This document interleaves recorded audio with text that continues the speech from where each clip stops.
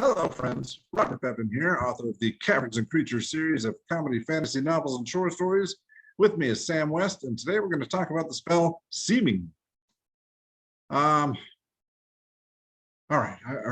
Again, read the description, read your review.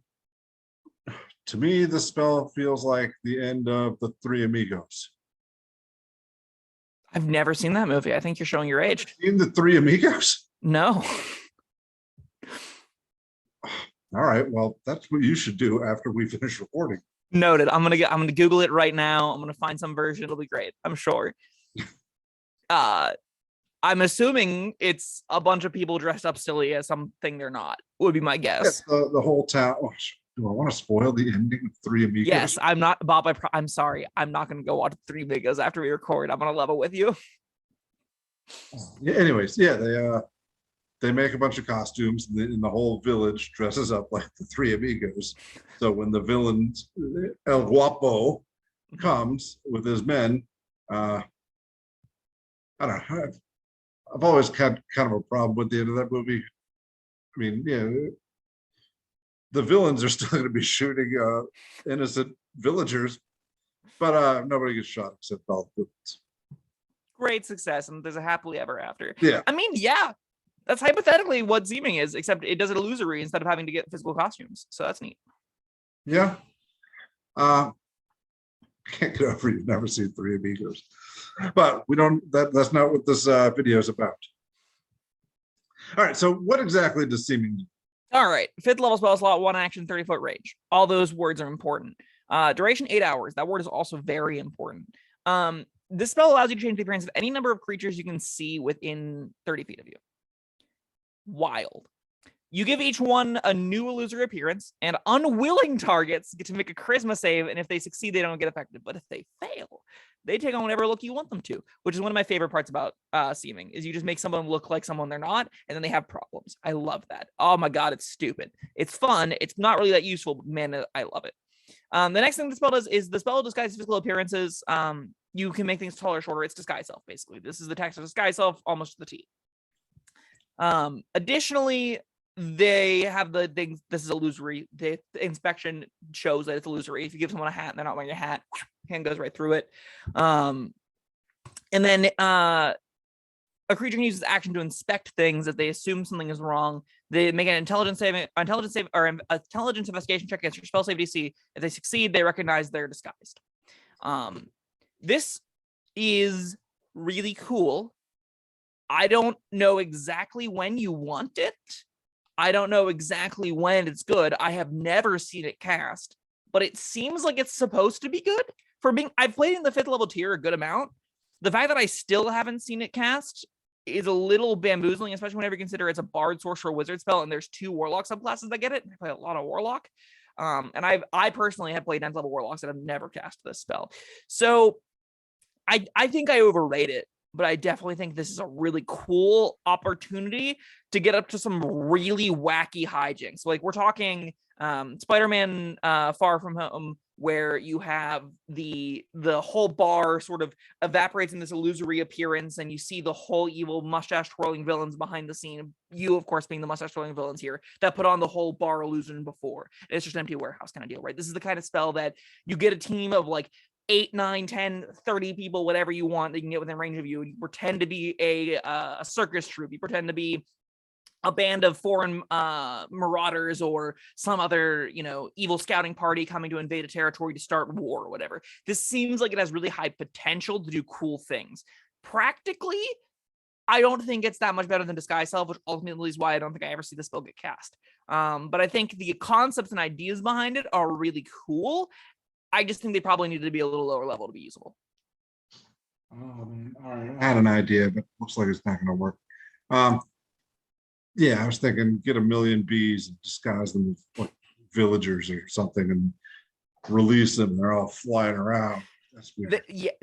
The things you transform do have to be within a specific, they have to stay within the same body type. So a centaur can't become a human all of a sudden kind of deal. You can't turn a horse into a bee, as you just expressed. You can't turn bees into villagers. So it does have some pretty specific restrictions as to the kinds of things you need. And you only kind of get like a foot to work with, so you can't really turn halflings into things more than like say dwarves. That's kind of where you're reaching. You're only getting a foot either way, taller or shorter, for the illusion to sort of make happen. You also have some weird instances that I think are some of the more fun things to examine with illusion magic, where if you make someone taller than they are, like seem to be, what they can see is going to differ than what they actually are supposed to be able to see from the illusion's perspective. And that's going to lead to some weird uncanniness. I think that's going to come with a lot of this.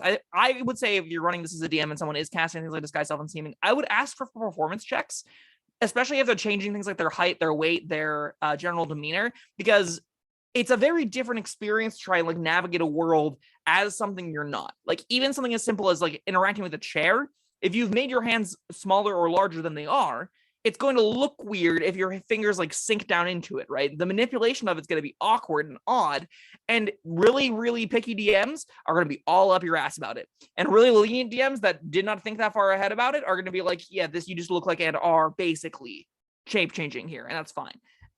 Both games can be really fun. I know I like being at both tables for different reasons, but I think that this is a spell that your mileage is definitely going to vary based off of how invested your DM is into the physical appearance and the physical changes element of the spell. And that may change how you want to use it going forward, and may change how you like sort of interact with it on a base level. Foot long bees. Foot long, yeah. Love where this is going. And they all become halflings. You got a bunch of flying halflings. No. I'm saying you've got your ordinary hive of mundane bees, but if you can change them up to a foot, now you got like a gazillion foot long bees. Nobody's coming to mess with you. You got probably like 3/4 a gazillion of foot long bees, because a lot of them are going to pass the save, because I don't think a bee can willingly go under the effect of a seeming, unless you're like a swarm keeper or something. But sure. What I'm saying is, I get you. You gather all the hives together. Mm-hmm. Yeah, well, this is good if you're in a village with a beekeeper. Yeah, agreed.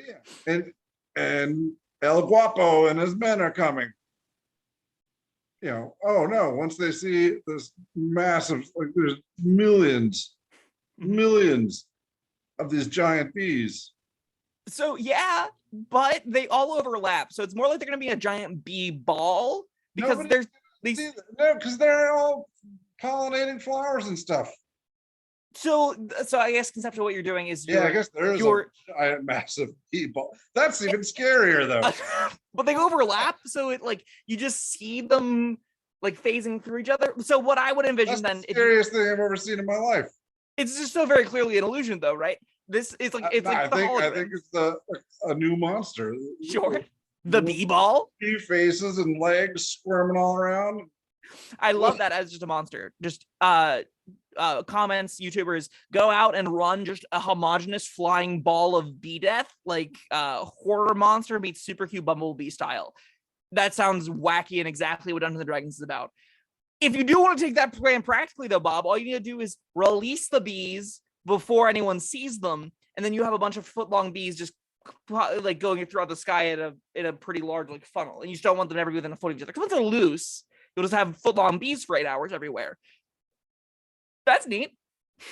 How's that different than what I just suggested? Well, so I was envisioning you have to do a little bit more prep work, in that you have to you do have to grab all of the nests, make sure all the bees are in the nest when you cast it, hide that from the thing, and then release them out. So you don't really have like that great of look at all my billion foot long bees, but you do see like a cloud of bees in the distance. I think it's a little bit more practical. That's this is you proposing ideas as a player and me saying as a DM, this is how we can make that work. So we just learned something today. But that was so sweet. I love that so much. That is a really creative and awesome use for the spell. Or even like, all right, worms.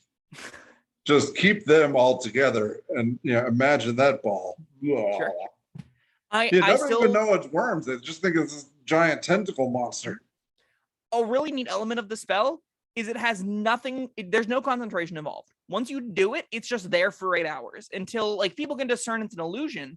But even if like you make the giant worm ball and someone out of fear shoots you to try and drop concentration on your major image or whatever they think you're casting, and it stays up and they go, what? That could be very fun. That could be very horrifying.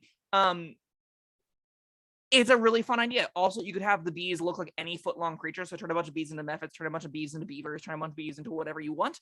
Well, no, they have to be similar creatures. Yeah, it has to be the same body shape. It doesn't have to be the same creature type. So hypothetically, you could turn wardens into foot-long snakes. Hypothetically, you could turn A beaver and a bee don't have the beaver same. and bees are very different. That's absolutely true. That's a stretch for sure. But log-shaped objects you could do. Again, I think snake to worm is a more apt comparison to be able to take a large pile of worms and suddenly have 1,000 snakes everywhere. That could be neat. The actual practical applications of what happens after that, the moment one of them is realized to be a worm and it gets squished and the illusion dissipates, most of the time things are going to quickly be like, what a con artist. But you will have a really glorious couple of minutes of panic, hopefully, when that ensues. And that's a great use case for it. Beyond the transforming of animals, though, this also just has some neat applications whenever you're doing infiltration stuff. It has some also really neat applications if you're doing it on enemy stuff. I don't know. I think this spell should be really neat. I agree. I just it's one I don't of know those why I things. haven't seen it used. Yeah. Maybe too much planning is required and people aren't willing to put in the work. Yep. If you've used Steam in your games, let us know. I would love to hear how it went. So I suspect the spell is really interesting, at least. Most illusion spells are. You can do some pretty, like, the world really is your oyster when you're working with illusions. It's the cheat codes to D&D is what I've often heard illusions referred to as, because you get to get whatever you want whenever you want, as long as you make people believe that's what it is. And this definitely fits that category. If you decide all of a sudden you all want to be, orc berserkers that are trying to intimidate the crap out of some bar owner that treated you wrong, that you can functionally be that if you can sell the illusion. If you want to be traveling against circuits or merchants or thieves guild or whatever, if you want to fool people into believing that there's a giant army of snakes crawling out from the ground beneath you, if you want to make a 1,000 evil angry hornets out of a honeybee nest, you can conceivably do that with this. It's just a question of how long does it take before someone realizes farce is the word I want, right? Realizes the illusion, gets through the barrier, and makes everyone else aware that this is illusory. This guy's full of shit. These things aren't real. All right, I mean, if you're talking about people, going back to people, you turn all the villagers into, I guess, different specific people. Mhm. One getting discovered isn't necessarily going to break the illusion for all the others. Possibly, you might get into situations where it's going to be go for it. No, that's I just said it's going to depend on the situation. Yeah, this is definitely going to spell that will reward people who really are invested in the world dynamics. It will be, I would expect it to be better at more political tables where you're looking at like geopolitical war-faring parties, where you're looking at political states and overthrowing dictatorships and all that kind of stuff, right? Where you're looking at maybe a lot of evil gray where there aren't really any good guys and you're just trying to like manipulate the parties to your best of your abilities and you have a bunch of different factions running around. I think that's probably where the spell shines the brightest. Again, that's just me. That's just conjecture, though, because again, I haven't seen it cast. I've played in like Ravnica City of Guilds, for example, where I would expect this to be phenomenal. I had players in level 11 and 12. Saving never came up, and we had 3 classes that could have taken it. You turn a bunch of people into drow and infiltrate the underground drow city. Sure. That's one gets discovered. They don't know who else is drow. I mean, this is a city of their people. Maybe I don't know. I do then wonder, like, how much better is that than a first level disguise self attached to a decent plan, attached to a decent idea? If you're going into the capital evil drought of old, if you're going into like some drow city in order to infiltrate a bunch of evildoers worshiping the Spider Queen, and you're bringing them sacrifices, is the farce, is the sale, like, how much better is seeming versus just disguising yourself and having a decent plan of action moving forward? And I don't know if it's 4 levels of spells different in power. That's where I get most caught up. People you get in on your plan, I guess. I don't know. It definitely going to depend on your plan, and I definitely think a lot of times you're gonna be able to plan around it. I'm not sold that it's 4 spell levels better than disguise self in that situation, but the spell also does more things than that, so I can't really fault it for that.